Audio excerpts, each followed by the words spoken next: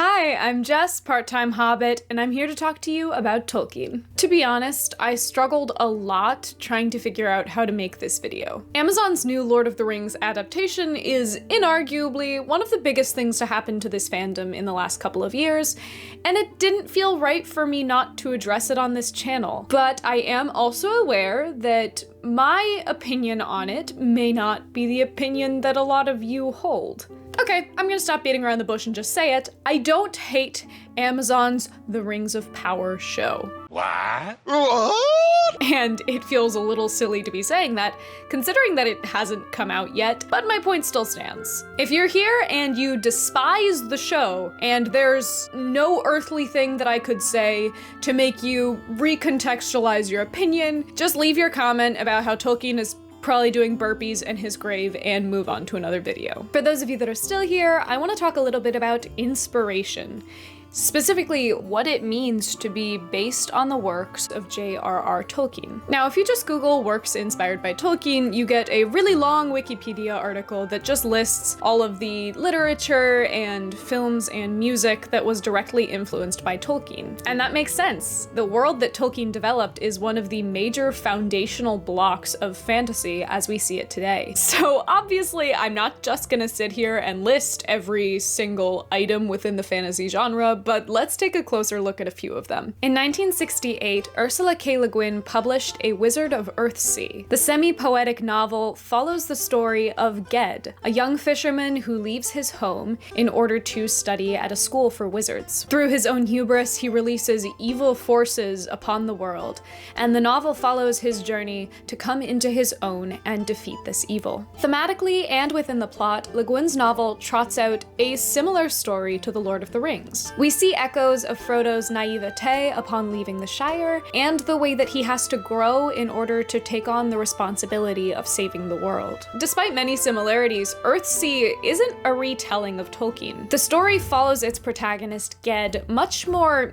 intimately than The Lord of the Rings follows Frodo, but this allows it to be much more accessible for Le Guin's target audience, children. Although A Wizard of Earthsea is criminally underrated and unknown in the grand scheme, it inspired a story that I'm pretty sure we're all familiar with: Harry Potter. Harry Potter was one of the establishing cornerstones to the young adult fantasy genre, and it draws many parallels to Earthsea. J.K. Rowling borrows this idea of the wizarding school as well as the protagonist's journey from the young boy to the hero. The story uses fantasy tropes and well-established plot lines to introduce younger audiences to themes of coming of age, power, and death. The impact of Harry Potter on the fantasy genre, but especially young adult fiction, really can't be overstated. It essentially birthed the YA genre, which shouldn't really be a genre because it's just an advertising niche, but that's a topic for another day. And YA remains one of the most profitable genres to this day. The success of the Harry Potter franchise established a new branch of the fantasy genre and exposed younger audiences to fantasy storytelling. It's important to note that Le Guin and Rowling's stories certainly aren't copies of The Lord of the Rings. In order to serve their younger audiences, both authors chose to close in the scope of the story and really focus it on one main character. Comparatively, Tolkien's stories take a much larger look at the entire world and all those who are involved in these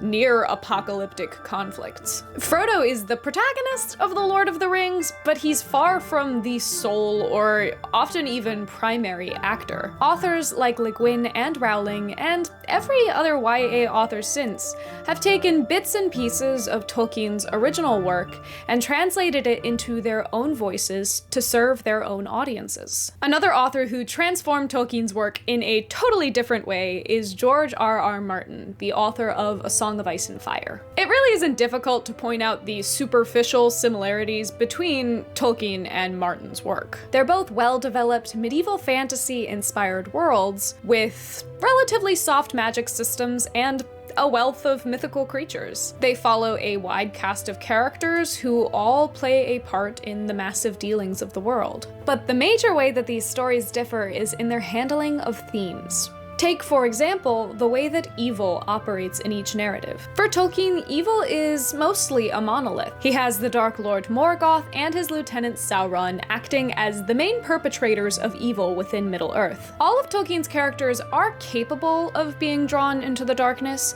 but that evil is a separate, centralized force operating on the fundamentally good denizens of Middle-earth. Martin's approach is far less centralized. Though there are some actors of pure evil within the world, his story gives the impression that the capacity for evil is already lurking in these characters. They are hungry for power, and if the pursuit of power draws them towards darkness, so be it. The difference in treatment of these themes stems from a difference in perspective. Tolkien, as an avid Catholic, wrote from his understanding of the world. In the Catholic faith, humanity is in a fallen state. They are subject to the temptation of sin, but they were still fundamentally created good. Evil is a more or less separate force preying on the weakness of the human condition. George R.R. Martin is a former Catholic, and thus his perspective informs his writing. His portrayal of the human condition is based more so in cynicism compared to Tolkien's idealism, but many readers consider this perspective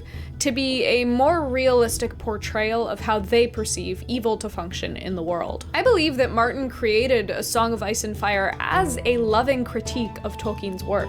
Martin pays homage to the fantasy genre that Tolkien established, but he approaches it with his own modernist voice, creating a new story that is both rooted in traditional fantasy, but transforms it for the modern age. This was hugely resonant with readers in 1996 when the novel was first published, as well as in 2011 with the premiere of Game of Thrones. This television adaptation of Martin's work aired on HBO, and it was an explosive success. The first season had an average viewership of over 2 million people per episode, but by its second season, it was regularly pulling over 11 million viewers, and these numbers would only continue to rise over the 8-season run. It was one of the most popular television dramas in history, and its success launched serialized fantasy into the mainstream. Many other shows have tried to capitalize on its success, such as Netflix's The Witcher or Amazon's The Wheel of Time, but Game of Thrones remains the standard for fantasy television.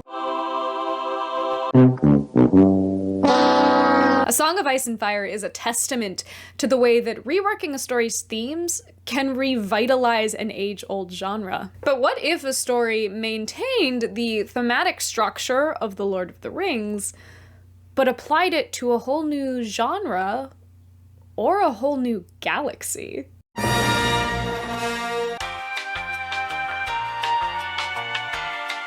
With the release and overnight success of the Star Wars universe, George Lucas defined sci-fi fantasy for a generation. Despite its many innovations, it doesn't stray away from the storyline or thematic standards established by The Lord of the Rings. A wise old wizard helps an innocent village boy fulfill his purpose of saving the world with a ragtag group of friends. Although Star Wars has one central protagonist, it's an ensemble piece to its core, with many moving pieces allowing the hero to succeed in his mission. Through the story, we're faced with death, loss, hope, and rebirth. Evil is one centralized force that haunts our good-hearted heroes around every turn, but all of that darkness falls away for a magnificent, catastrophic conclusion where all is made right. While Tolkien approaches these themes through the lens of nostalgia for a long-lost past, Lucas chose to examine them through the lens of speculative fiction, which seeks to imagine a world that is both familiar and unknown. Star Wars touches on topics such as AI, cybernetic enhancement, and the way that clinging to the vestiges of the past can inhibit personal and societal growth. Star Wars was a massive success, lauded for its ability to maintain the standards of traditional storytelling while refreshing the sci-fi genre and bringing it into the mainstream. Other than its many direct spin-offs, prequels, and sequels, Star Wars cemented sci-fi as a household genre and proved to production companies that sci-fi was a lucrative investment. This funneled more money and support than ever into pre-existing sci-fi ventures such as Star Trek or Battlestar Galactica. Lucas's artful combination of sci-fi and fantasy refreshed both of those genres and helped to create what we now consider to be pop culture. However, it would be ridiculous for me to claim that Lord of the Rings was the sole inspiration for Star Wars. George Lucas also had Frank Herbert's massively popular Dune novels for inspiration. Herbert's sci-fi epic tells the story of a young boy going on a journey of self-discovery on a strange desert planet. We also know that Lucas grew up on the Flash Gordon serials of the 1940s, which surely put space operas into his imagination. Star Wars is regarded as sci-fi fantasy, but what about its incredibly prevalent Western elements? Well, Westerns took a great deal of inspiration from early samurai films. In fact, we can find an almost mirror image of the Star Wars story in Hidden Fortress, which was cited by George Lucas as hugely influential. But that's not where the story was born, because Hidden Fortress was inspired by Hamlet, which was penned by Shakespeare 400 years ago. And yet, if we look at Hamlet, Shakespeare drew many elements from the Norse legend of Amleth, and I'm pretty sure if we keep tugging on this string, we'll begin to unravel the very seams of prehistoric oral storytelling. The fact is that most stories aren't new. All of the stories that we looked at today drew from Tolkien's work, but The Lord of the Rings itself is based off of the disparate shreds of myths and poems and stories that were stewing in Tolkien's mind. Tolkien speaks in his essay on fairy stories about the cauldron of story. If you've been with this channel for a little while, you'll know that I already did a video addressing this topic, but I think it's really important to keep in mind for this conversation. Tolkien's cauldron of story metaphor represents the way that he sees stories as constantly changing, developing, and being shared within a culture. In Tolkien's great soup pot of collective imagination, elements of myth,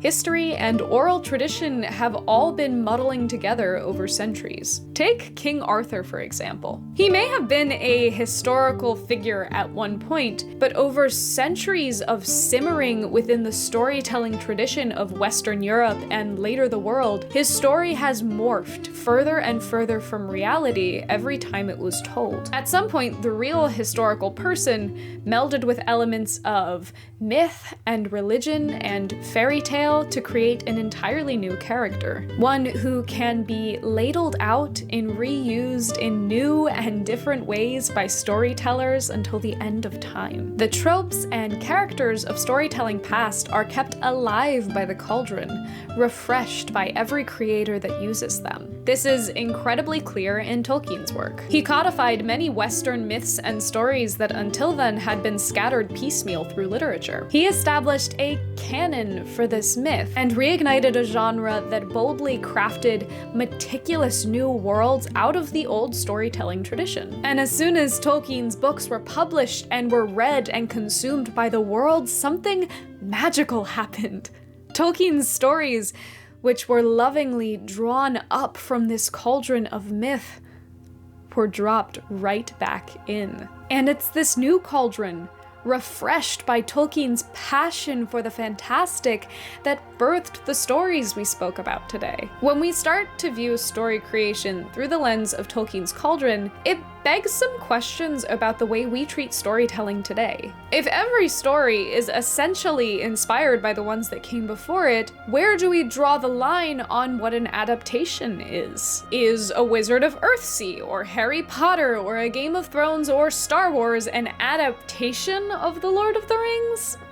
Most people would say no. They would call them an offshoot or an expansion or a different take, and they would be lauded for the ways in which they differ from the original inspirational material. Now, this does get more complex when you have a story that's cited as being directly based on Tolkien, but I don't think it removes it entirely from this conversation. The dictionary definition of adapt is to make something suitable for a new purpose. Change is inevitable and unavoidable. So if this change is so inevitable and unavoidable, then why does the entire internet blow its top off when they give Elrond a buzz cut? And I totally understand appreciating the source material and wishing that its integrity could be maintained in a new format. But I also think that we have to understand that being inspired by Tolkien does not mean that we have to be shackled to every particular detail of the original work. Once a story enters the public consciousness the way that Tolkien has, it will change. Decades have passed since Tolkien originally created Middle-earth, And while I agree that his stories are still incredibly relevant and powerful today, it's inevitable that new media being created from its bones will be different. And if you dislike that, that's fine. Go read the Silmarillion. That is the magic of the way that stories develop. New tales are constantly being woven from the threads of the old, not trying to tread on the feet of what has been, but striding forward, creating new stories whilst fondly recalling those that first cut the path. I'm excited for the Rings of Power. I know it's not going to be the same as the stories that I grew up on, but that's what makes it cool to me. I love Tolkien's work so much, and so for me, getting to see it transform is intriguing. And if it really sucks, I can just go back to appreciating the originals all the more. I don't want to tell people what to think of this new show or how to react to it coming out. That's not really my place. But I also don't want to lose out on the excitement of what this story could do to refresh the fandom, to start new conversations with new people that, instead of dividing us, could bring us into a closer and more engaging dialogue. Speaking of dialogue, I'd love to hear what you guys have to say in the comments below. If you disagree with the points I made here today, that's fine, let's talk about it. I love stories, and especially these stories, and the dialogue that's come up in recent years over adaptation and its purpose in modern society is so fascinating to me. I am probably gonna drop a really quick video this Saturday just to throw out some first thoughts after I watch the show, so make sure you subscribe so you don't miss that video, as well as any of the other videos that I post every single Thursday. A really big shout out this week to Dylan for co-writing this script with me. He was a super huge help. I wouldn't have been able to do it without him, and he's a fantastic writer. So if you'd like to follow him, his Instagram is linked in the description. Make sure you give this video a like if you enjoyed it, because it really helps me out. And if you would like to donate a couple of dollars to the channel, the link to my Ko-fi virtual tip jar is right in the description below. Thank you all so much for joining me this week, and I hope that you all have a very happy, hobbity day.